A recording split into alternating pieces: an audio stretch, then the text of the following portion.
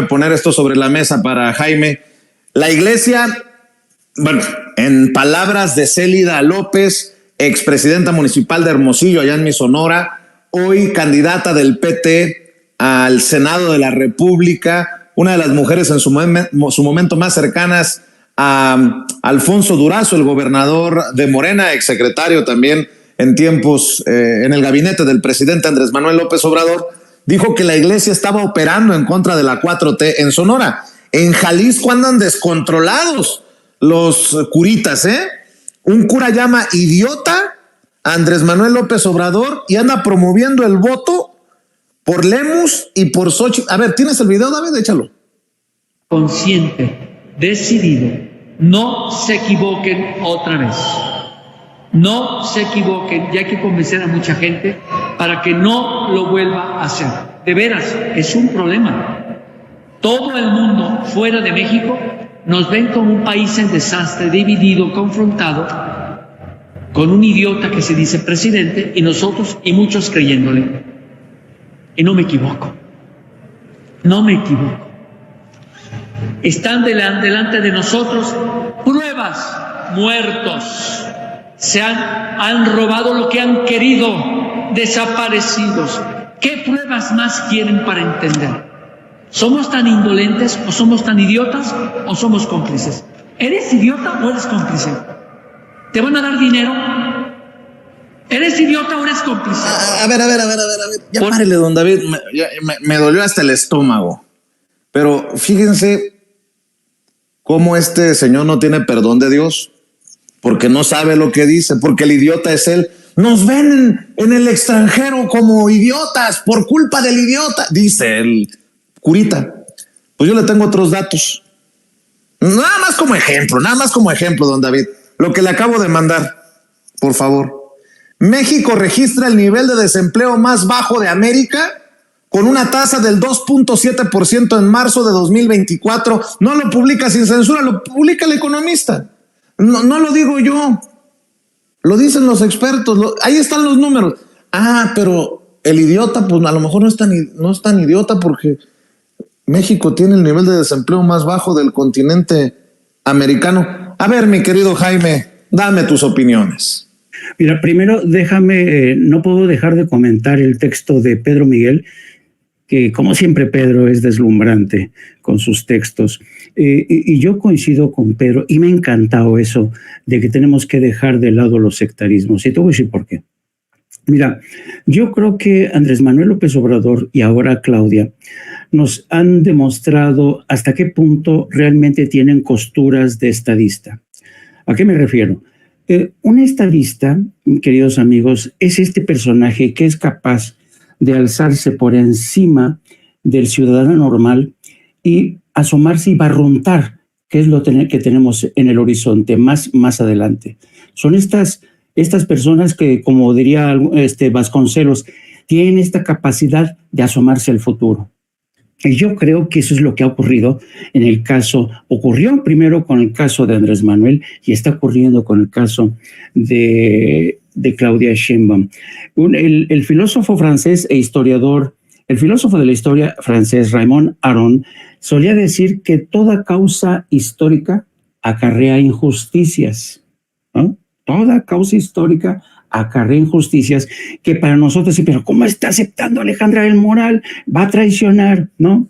Pero a pesar de que nosotros sabemos distinguir entre el bien y el mal, y por eso estas pulsiones, estas reacciones, hay gente que a diferencia de nosotros es capaz de ver el futuro. Y sabe, Claudia Sheinbaum, por eso que con esta jugada maestra le ha dado la estocada, quizá final, al PRI, que yo creo que ya estamos contemplando la forma en que este partido está lanzando sus últimos estertores. Bien, hasta aquí este apunte.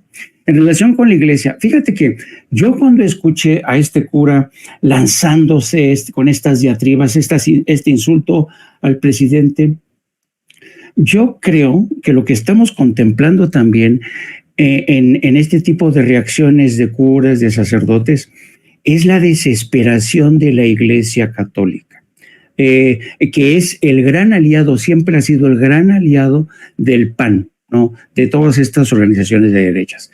Y hay que tener en cuenta una cosa, queridos amigos. La Iglesia Católica ha perdido muchísimo terreno a lo largo de las últimas décadas en toda América Latina en general y México en particular. Y realmente yo creo que este tipo de, como los cursos que han dado en Guanajuato, sus actividades proselitistas en Jalisco, demuestran el grado de desesperación que tiene esta iglesia.